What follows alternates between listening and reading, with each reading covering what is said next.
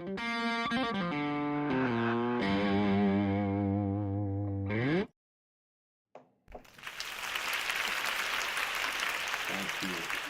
Thank you very much. Welcome everybody this morning. Looks like we have a couple guests here today. Hello. Welcome to Psychology 118. Dr. Roddenberry here. I'm streaming from a remote location today, so my background will look a little bit different. I don't have the green screen behind me.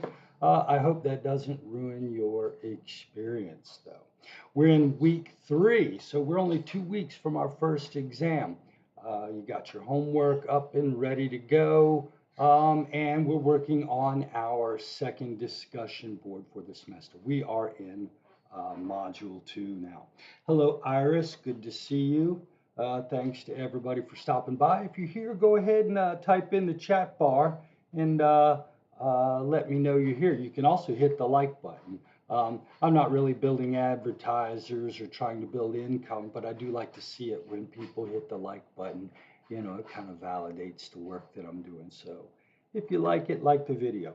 So today we're in module 2, which means we're on chapter 3 of the textbook. Okay, and so today we are actually going to be talking about stress. We're going to be talking about the physiological response of stress and some personality qualities or situations that affect the way people respond to stress.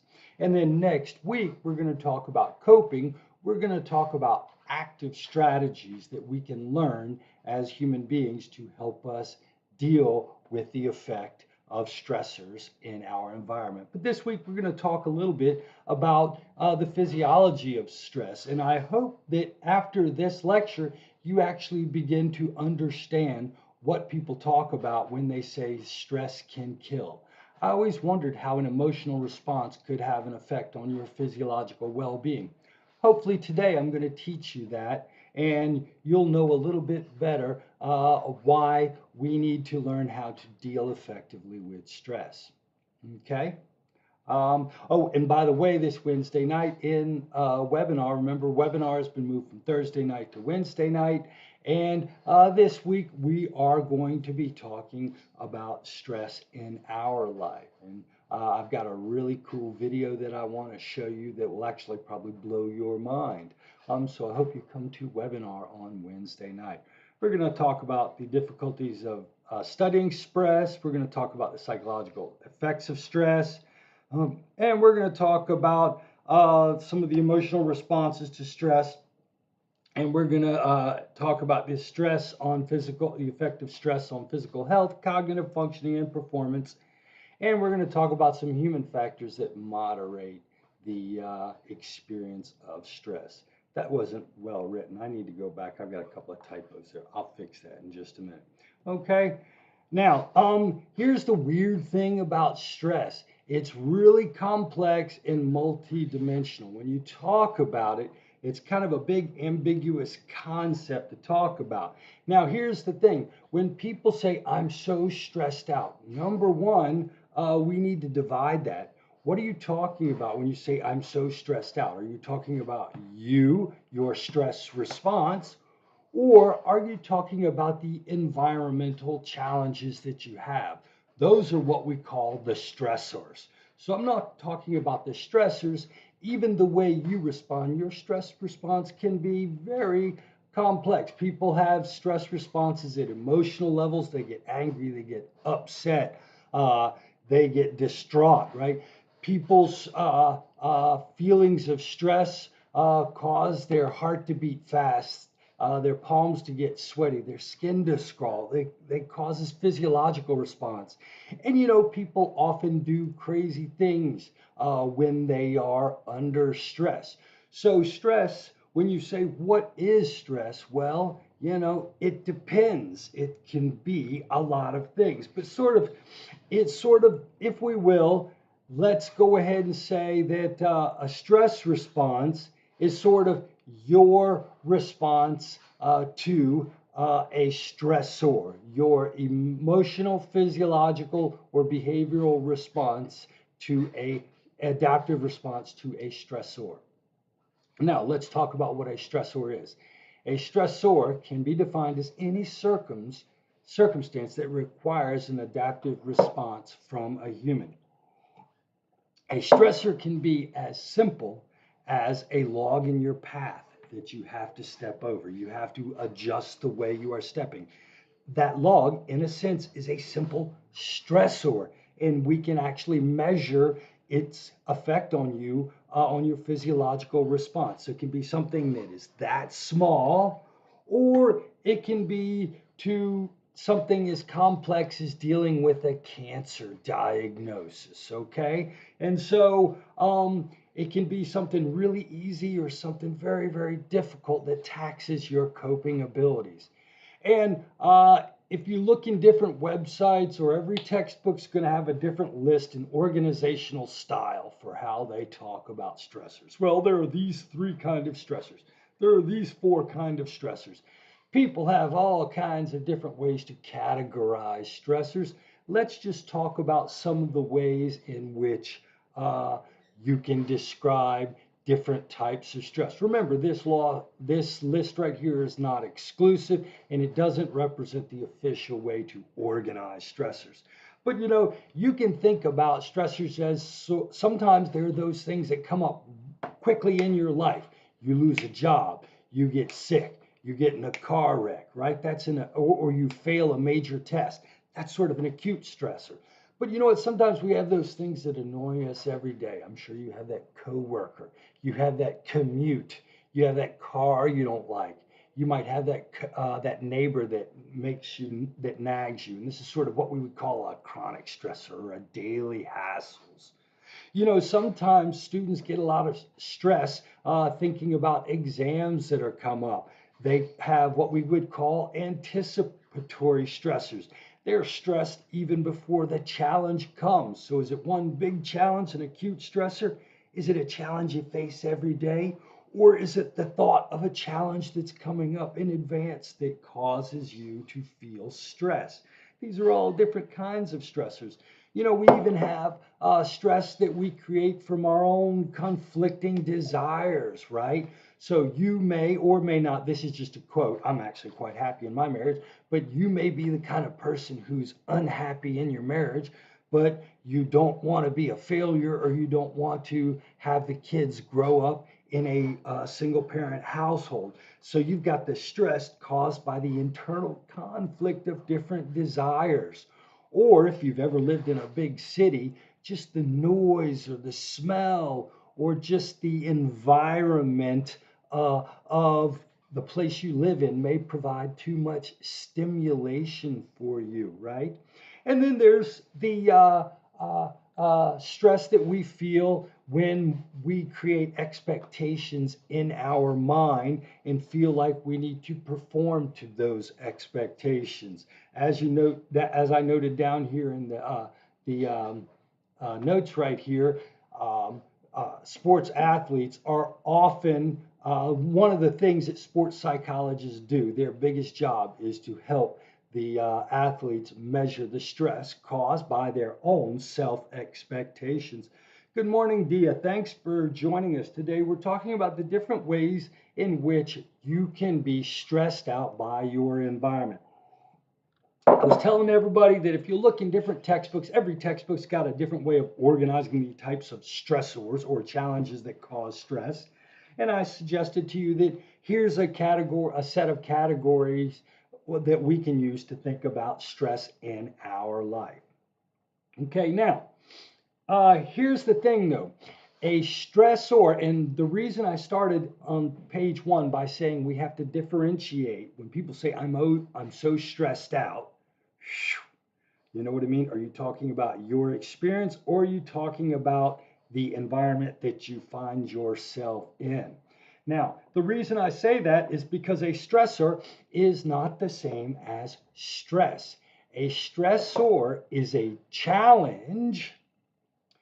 Stress is your emotional response to that challenge, your physiological response to that challenge, your behavioral response to that challenge. So it is you that decides, in a sense, the level of stress that you feel. Stress is a subjective experience. The kind of stressors that might not bother me might bother you. The kind of stressors that might bother me might not bother a Navy SEAL. You know what I mean? So everybody has different ways in which they respond to these stressors. There's a general model over here you might want to think about that is used to sort of explain this. You can think of the stress as an end state that occurs after you make two appraisals. An appraisal is an evaluation of what's happening.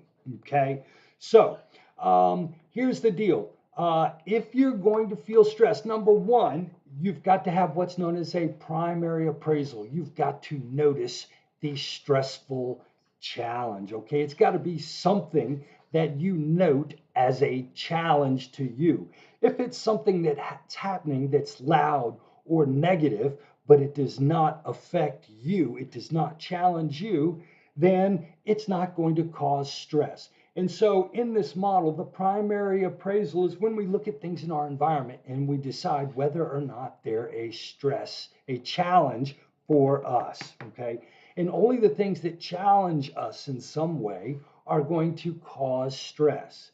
Now, that makes sense, but here's the part that's a little tricky. The second is what's known as the secondary appraisal.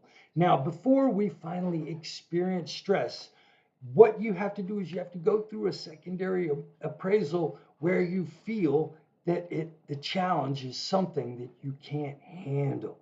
So in a secondary appraisal, if you say, yes, that is a challenging test coming up, Dr. Roddenberry's test is going to be challenging. The primary appraisal is it is a challenge, but I feel like I have the coping skills to deal with that challenge. I'm not going to feel a sense of stress. On the other hand, what I find is a lot of students are incredibly stressed out about their exams. And it mostly comes because these students are quite positive that they are going to fail these exams. Even before the exams come, the students decide that they don't have the coping skills to deal with these events. So really, the experience of stress, the turning of a stressor into an emotionally negative response called stress, really requires two appraisals. Number one, you have to identify something as a challenge. That log, I must step over that log. You must then make the secondary appraisal. Can you handle the challenge? Yes, I can step over that log. Yes, I can finish that psychology exam. Oh no, I can't outrun that lion. Okay, it's that secondary appraisal that turns a stressor into the emotional experience of stress. Now, this might sound like all hokum without any biological basis in fact, but look at this brain down here. What I want you to notice about the human emotional system is that it's composed of two parts. This thing called an amygdala, which is deep in the center of your brain and works automatically. It's like your animal emotional center, okay? And then you have this frontal lobe, which is like your logical center of your brain. Now, if you've ever seen kids, little toddlers have really bad emotions, right? They cry, they throw tantrums, they act like little buttheads. It's because their amygdala is working, but their prefrontal cortex hasn't matured. So all you're seeing is the emotion of the amygdala, and the amygdala cries and gets angry. The amygdala gives you a fight or flight response. Now, what happens in most human beings is during our 3, 4, 5, 6 years of age, we learn from our parents how to use our frontal lobe to control our emotions. And so frontal lobe functioning is what is responsible for being a mature emotional adult. So when you have an emotional experience, it comes into your amygdala and it causes you to be afraid, but then your brain logically looks at that event and makes a rapid decision. And what happens as we mature emotionally is we learn how to suppress our bad emotions. Instead of throwing a tantrum on the floor as a 53-year-old man, I just sit quietly and think to myself, that doesn't make me happy, but I'll get over it. You know what I mean? Now, and so what I want you to know is stress is an emotional and physiological, well, actually, your emotions are physiological and behavioral as well. Stress is sort of an emotional response that comes from the activation of this brain center deep in your brain, your fight or flight center, and your frontal lobe. And so, what we're going to talk about, especially next week, is it's our thought patterns that affect our experience of stress. It's not necessarily the challenges in our environment, but it's the way we think about these challenges in our environment. Now, before I get too far off on talking about how one can cope with stress, what I'd like to talk about is what exactly happens physiologically when a person meets a stressor. What happens to your body when something stresses or threatens you? You just lost your job. Boom. It's traffic again. Boom. You're being chased by a saber-toothed tiger. Boom. Whatever it is, a mugger pulls out a gun and says, give me all of your money. This is what's known as a stressor. What happens in the body as you respond to a stress? Now, something causes an emotional reaction for you. Oh no, a bear. Oh no, Bob from accounting is calling again. I hate that guy. Now, as I told you on the previous page, it's your amygdala and your frontal lobe. Now, here's the deal. This is going to assume that your amygdala and your frontal lobe are in agreement and you should be stressed. Oh no, it's a bear. And so my amygdala and my frontal lobe both say stress, have an emotional response. What happens when something stresses you out is your amygdala activates this structure right below it in your brain called the hypothalamus. Okay? And your hypothalamus causes these physiological changes in your body. The first thing the hypothalamus causes is the fight or flight response. And we're going to talk about that in just a minute. And what that happens is it changes the activity, the pattern of activity in your internal organs, and it causes your body to release this stuff called adrenaline and noradrenaline. Has anybody ever heard of adrenaline? What does adrenaline do? Can anybody tell me what adrenaline does? Can anybody tell me what adrenaline does? I'll wait for that in the chat bar. Okay, now this is the fast pass. So your hypothalamus quickly causes a change in your internal organs and causes your adrenal gland to dump a bunch of adrenaline in your blood system. And this happens almost immediately. Now, after about a half an hour, your hypothalamus it actually connects to this gland in the base of your brain called your pituitary, and it causes that pituitary to release a hormone called ACTH, which then causes your adrenal gland to release this stuff called cortisol. And cortisol elevates the glucose and fat levels in your blood. And fat and glucose are energy. And so what happens when you stressed out is your brain quickly dumps adrenaline in your system to give you a lot of energy for quick fighting and a strong emotional response. And then after a while, your hypothalamus and your pituitary cause your adrenaline gland to drop cortisol, which gives you energy for food energy. Okay, exactly. It makes you motivated. Yes, the adrenaline is primarily associated with the fight or flight response. You are quite correct. So these are sort of the two changes that happens when you have a stress response. Now, I'm not going to ask you to know this, uh, but they actually call this the HPA axis, the hypothalamic pituitary adrenal axis. And this is a hormone pathway that is used by your body to transmit fear, challenges, threats into a general body reaction that allows you to manage your threats. Does that make sense? So these emotional responses that you have when your boss yells at you, you get fired, or you have a test comes up, they cause a cascade of hormonal changes to occur throughout your body.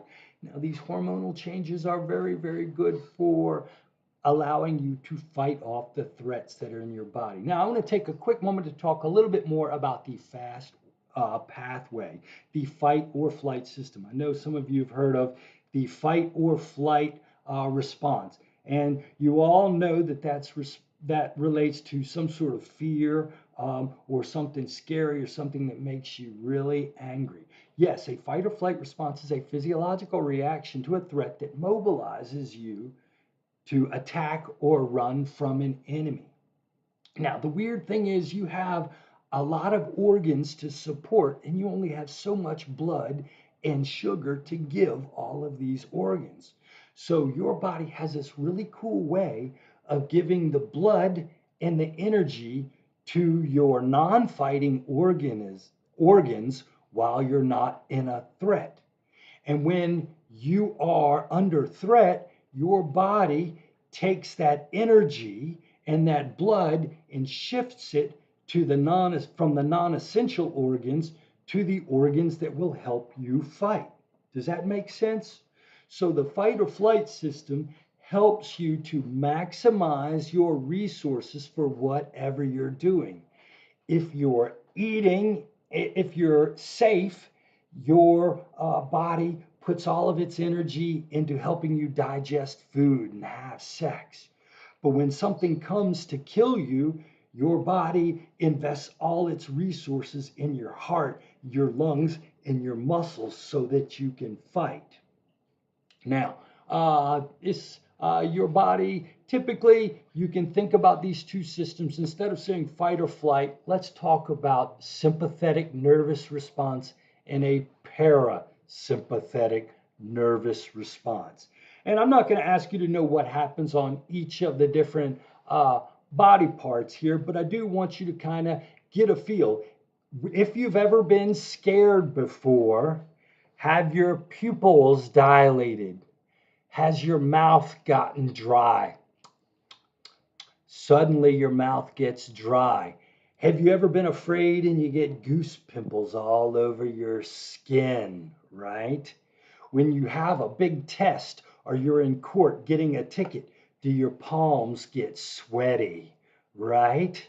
Right? When you're afraid, do you start hyperventilating and do your lungs start dilate, right? And start breathing really heavy? Does your blood flush because your blood vessels dilate and all the blood runs to your skin and your muscles, right?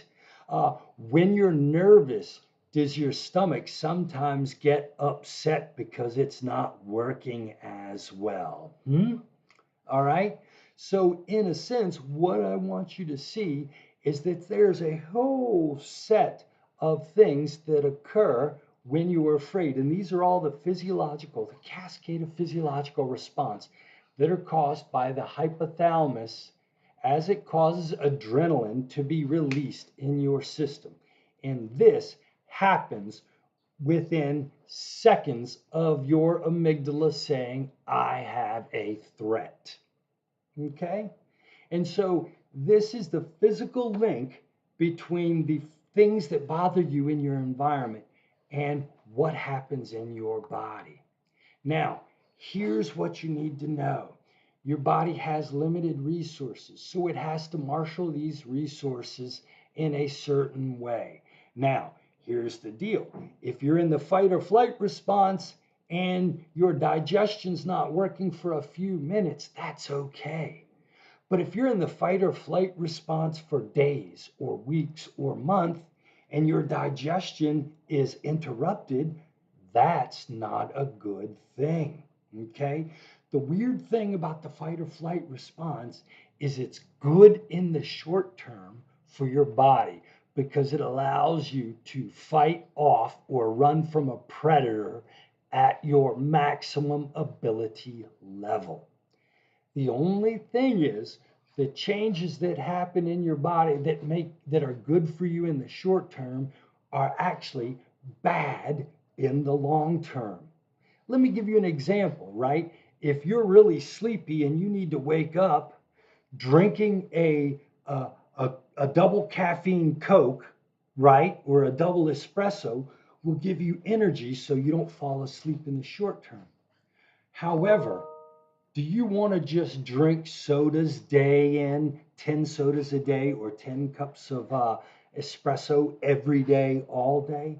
No, you don't, because it's not good for you in the long term. In the same way, your fight or flight response is really good for mobilizing your body in the short term. But the changes that it causes, if they're left on long enough, they actually will cause they will cause negative effects in your body. Now, let's look at a fellow named Hans Selye identified this thing called the general adaptation syndrome, and he actually was able to show how chronic stress could affect people's well-being, health negatively, specifically their immune functioning. And so what you see over here is a graph of a person's immune functioning as a result of being stressed out. Now, what you'll notice is that as soon as you meet a stressor, the first half hour of your experience, your immune system your immune functioning actually drops way down. Isn't that weird? This alarm phase, when you're attacked by a bear, your immunity drops for a few minutes. Now, why would it do this? Well, an immune response causes swelling. It causes swelling. And swelling can make it hard to move your joints. If you're in a fight, you don't want your weapons to be swelled up so you can't use them. Now, I grew up in the country as a boy, so I had the experience of a black eye before. And one of the things that I found is when you fight with somebody and they punch you in the face, your eye doesn't swell for about a half an hour. And that's what usually happens. I remember I got in a fight in 8th grade in the locker room at East Cary High School there in Cary Junior High in 1984. And this boy punched me right in the eye, and I whooped his butt right there in the locker room. And everything was cool. And by the time I got to 4th period, my eye had gone from okay, just a little red, to really, really puffy and swelled up. That's what happens. You have this little alarm phase where your body prevents you from puffing up so you can fight. But then right after that, your body's going to increase its immune response, and it's going to provide extra protection because you might have gotten cut in that fight. You might have bacteria and you might have viruses in you. So your body elevates its immune response to fight off any nasty thing that might have gotten in your system, right? And this immune response is going to protect you and help you heal. Now, the problem is, if you keep using this, if this immune system goes on high alert for too long, it starts to run out of resources. And then what happens, you go into what's known as an exhaustion stage, and your immunity actually drops down below normal. Now, why does stress make you sick? It's because stress impairs, because your stress response gets tired, your immune response gets tired after being chronically stressed out, and it's actually not able to fight off the normal things that typically wouldn't make you sick. Okay? So, your immune functioning has a limited ability. It was designed for a bear chasing you in the woods, and eventually the bear either eats you or you get away and the stress goes away. The only problem with modern life is the bear is at work every day and you have to go back. So the stress never goes away, and it tends to wear the system out and makes you tired. Okay. Now, what are some other negative impacts? Now, they've actually done experimental studies where they'll bring people into the laboratory. They brought college students into the laboratory because freshmen don't have a ton going on. Asked them to report how many friends and stress they had. They then infected them with a cold virus and waited 5 days to see how many got sick. And what they found was people with more social support and less stress tended not to get as sick as much as those who reported high stress. So there's actually there's tons of experimental evidence, and I'm going to show you this, I think it's next week or actually in 2 weeks.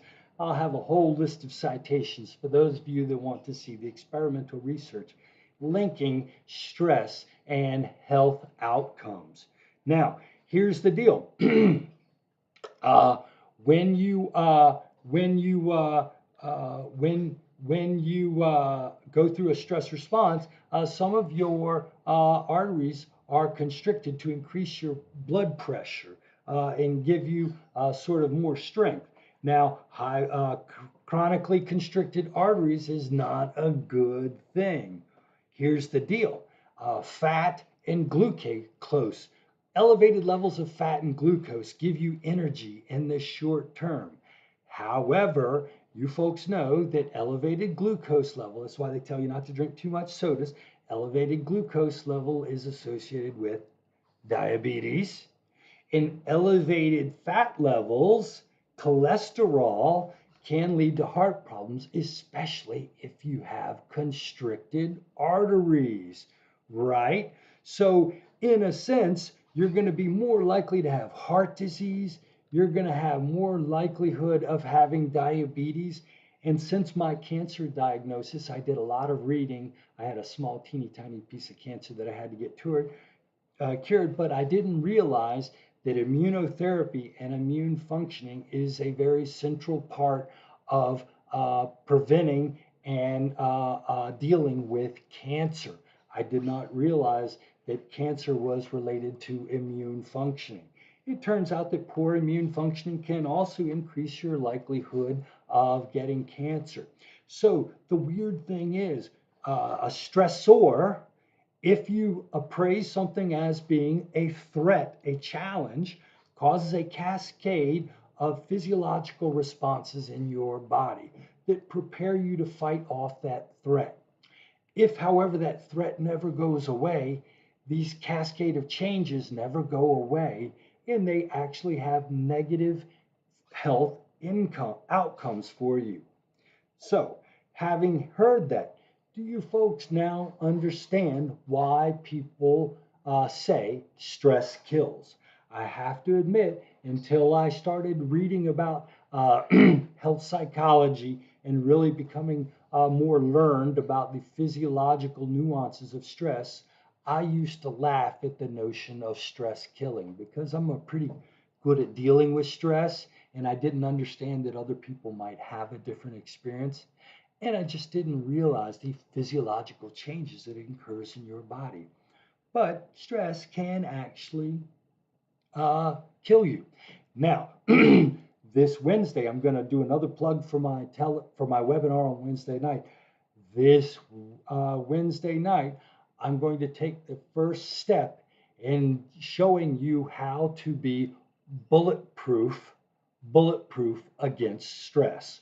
What we want is to develop a bulletproof hide against stress. And I swear to God, you can do it. And I'm going to show you a video at the end of the semester of this 109-year-old guy. And I'm going to argue the reason he lived so long is because he has learned how to not deal with stress in his life. So I do want you to understand the physiological effects of stress. Now, along with killing you, stress can actually impair your performance. It turns out human beings like an optimal amount of stress. Each and every one of you has talked about how much you hate being bored. Have any of you ever been bored before? How many of you sat around saying, geez, I am so bored. This is awful. All right. If you're bored, that is because you do not have enough stimulation. You do not have enough arousal, right? You have too little arousal. Boy, I wish there was something to stimulate and arouse me. And then on the other hand, some of you have been absolutely terrified. Maybe you saw a wild animal. Maybe you saw a mugger. Maybe you were asked to give a presentation in front of 300 people and you felt absolute terror. You had too much arousal. It turns out that human beings have what we call an optimal level of arousal. And everybody has a different level of what we call optimal arousal. Some people like being a little more aroused than other people. You can think of extroverts as people who need more arousal than introverts. We'll talk about that later on this semester too. Now, stress causes people to experience too much arousal.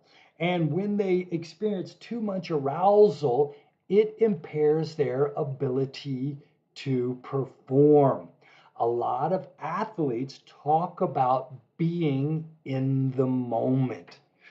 Being in the moment means getting out of your head and not thinking about those performance stressors. Remember earlier I talked about different types of stress, and we talked about performance stressors as being one kind of stress. It's a stress that you manufacture in your head. And when you're standing out there in front of 40,000 people, or hell, if you're playing a sports game in front of 150 parents or even 20 parents on a Saturday morning, you may say to yourself, boy, I will look stupid if I fail in front of all these people. And it causes you to get too excited. Well, what a sports psychologist does is helps you get out of your head so your arousal comes back into where you want it to be. I'm having fun playing baseball. I'm having fun playing soccer. I'm having fun ice skating or doing whatever it is. And so we talk about the inverted U hypothesis. And basically what you want is the appropriate level of arousal. Now there's this one neat thing which says depending upon the complexity of the sport, you want less arousal. So if you are getting ready to do a boxing match or an MMA fight, you want a lot of arousal because you're really just throwing fists and ducking things. However, if you're playing golf and you have to stand very quietly, carefully, and move your hands and your fingers, or if you're playing pool, if you've ever been on a pool table, you have to be so careful, right? If you have a very complex ability, you want less arousal. So if you're a sports psychologist, you're trying to pump your football player up and you're trying to calm your pool player and your golfer down because there's a certain amount of arousal that's called the sweet spot. And if any of y'all have ever been in the zone, and athletes call it being in the zone, when you are at the perfect level of arousal and you're not thinking about people watching you, but you're just having the most fun you could ever have playing that sport or playing the piano or dancing or whatever it is you're doing, you've achieved what's known as optimal arousal. So too much arousal can actually screw up your performance. Too much stress can screw up your performance. If you folks worry about this exam too much, it will actually cause you to have too much arousal and you'll do poorly on the exam. So you need to relax when it comes to the exam we're going to be taking in 2 weeks. Okay. And you know, you folks have also heard of stress and burnout. We typically use the term burnout to talk about how stress has impaired a person's level of productivity. This is such a capitalistic thing to say. Stress can affect your productivity. You must work harder, comrade, and produce. Or that's actually not capitalist, but you know what I mean. You must produce for me so I can make some money. But since we do live in a society where we have to work and be productive, the effect that stress has on our productivity can cause us to feel that way. I remember many years ago at Wake Tech, I had a boss that I had a particularly poor relationship with. It caused a lot of stress, and I found it very difficult to do my job well. And it was very challenging for me for a couple of years because I felt like just the work environment was just, I hated it. I was cynical about it. And I just felt like I was not in control of my situation. And it caused me to be a less productive human being. So, what can stress do to you? Stress is this physiological cascade that occurs when you perceive something as threatening. This physiological cascade is good in the short term, but it can actually make you more susceptible to illness. It can give you a heart attack or diabetes or cancer. It can make you perform better on specific activities that you're trying to perform on. It can actually make it harder for you just to do your job on a day to day basis. And you know, these are some other things. It can disrupt your cognitive functioning. People who are stressed out don't think as well. They don't aren't is organized. Their emotions cause them not to think about things logically and systematically. When you're stressed out and thinking about your problems, you don't remember things as well. And then there are just other general dysfunction forms, sleep problems. You're not as happy in your relationships. You can even have sexual difficulties. And some people self medicate to deal with stress, which is always a bad idea. Okay. Now, and then, so that, yeah, I guess that's really what I want to say about that. Now, briefly, on next week, we're going to talk about how to learn strategies, how you can actually work on a skill per se. But I'd like to talk about general things that seem to help people not have stress. See, if you ever notice some of your friends aren't stressed out, and some of your friends always seem to be stressed out. And why are there differences in the way people respond to stress? A moderator is something that diminishes the impact of something. So if I say this moderates stress, that means this decreases the impact of stress. And so and a mediator actually causes it. So in statistics and science, we use the terms moderator and mediators. And a moderator is something that decreases the impact of stress. And some people do withstand stress better than others. Personality styles are a big one. Personality really does seem to affect the way people respond to stress. Now, I'm going to talk about two models. Briefly, these two people had different ideas, two ways of thinking about personality traits. One, a gentleman named Kobasa studied people who, in a business setting, he looked at CEOs and execs, and he found that those that performed better tended to see the world in terms of their commitment to their job, how important their job was to them, how much of a challenge did the job, did it really stimulate their intellectual abilities, and did these people feel like they were in control? Now, it turns out that there are people in the world, you can think of them as having hearty personalities. Do you have a heart personality? Do you feel a sense of commitment to what you're doing? Some people do. They always feel like whatever they're doing is the most important thing and the most meaningful thing they can do. They have a sense of commitment. And when they see events, instead of seeing problems, They see challenges.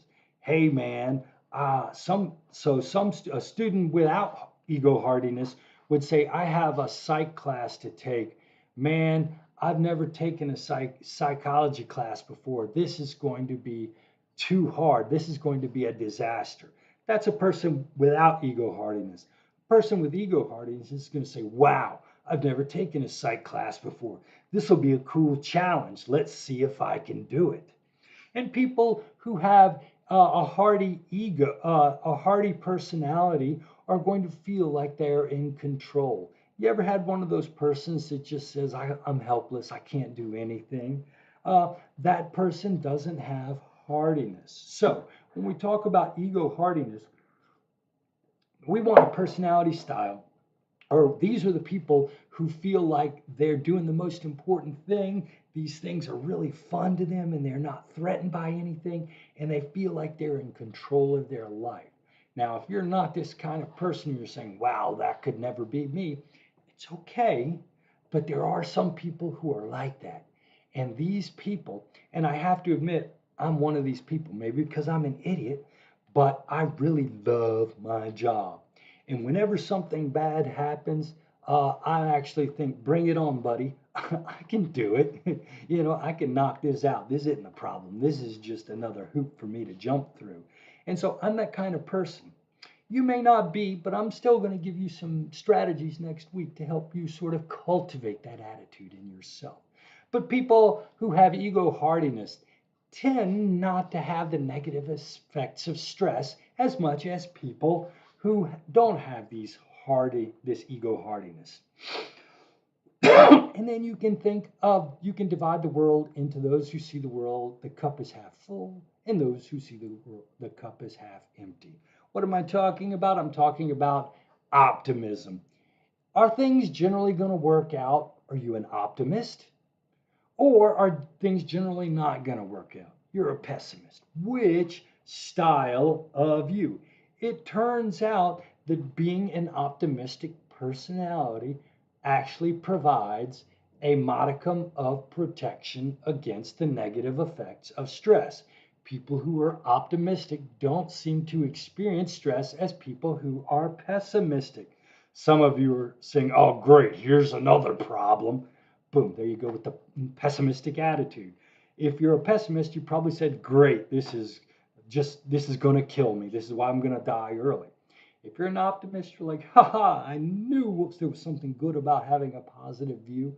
And that in itself is the optimism and the positivism. Now, here's the deal. We're going to talk about different types of coping to achieve better results. And what you're going to find is that your optimists tend to act in the face of stress rather than letting stress overwhelm them. They may either engage in some sort of action or fix the problem, or they may actively seek out people to help them manage their feelings. So optimists are active, so they don't just let their stressors wash over them. They do something about it, okay? Your pessimists, on the other hand, tend to just sit there and let the stress roll over them and just eat them alive, right? And what you're going to find is that optimism all around the world is going to be associated with better mental and physical health around the world, not just in the United States, but anywhere you go. So you might say, well, Chris, I don't see the world in terms of commitment and challenge, and I'm not a very optimistic person. You know what? Here's the deal. One can always begin to cultivate a trait. You may not become a perfect optimist, but you can start trying to challenge your own negative worldview if you want. You can always challenge a worldview. Most people don't because it's not comfortable, but you can.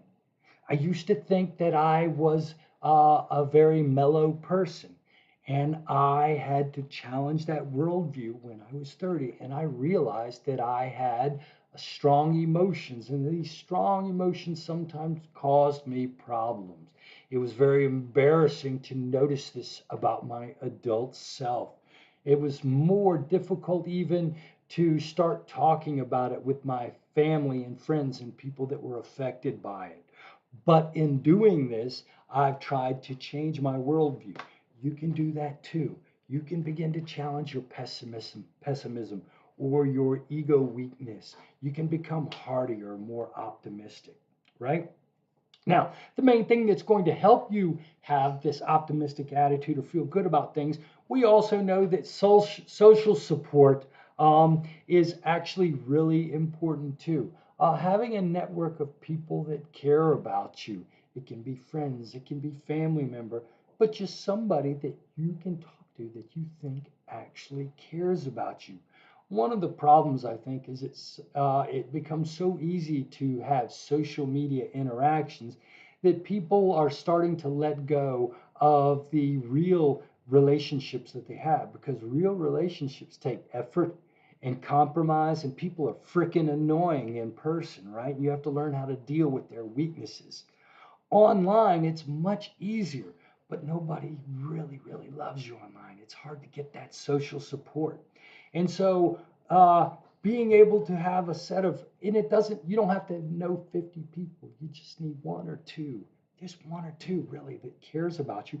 And it turns out this social support actually provides a buffer against the negative effects of stress. And quickly, we are now at the end of class, but I do want you to go to your textbook. There's actually a little section in chapter 3 called a spotlight on research, where they usually spotlight an interesting piece of research. And there is experimental research that shows that getting hugs actually protects you from the negative effects of stress.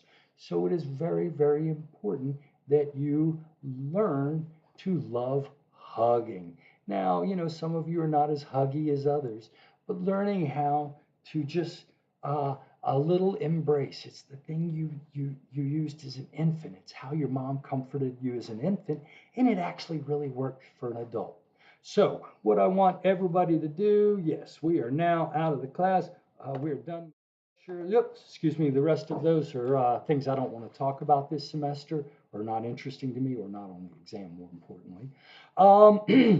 That's it. I want each and every one of you to go out today. I want you to look on the bright side, and I want you to find somebody who will be willing to give you a hug. Don't get arrested trying to do this, but find somebody who will give you a hug and try to look at something positively today, because stress can kill, and we don't want that. All right. That's all I had to talk about today. I hope to see you webinar Wednesday night at 8 p.m. Remember the webinar day change, Wednesday at 8 p.m. If you don't have any questions, I'm going to go ahead and log off, but I look forward to seeing you again soon. Take care.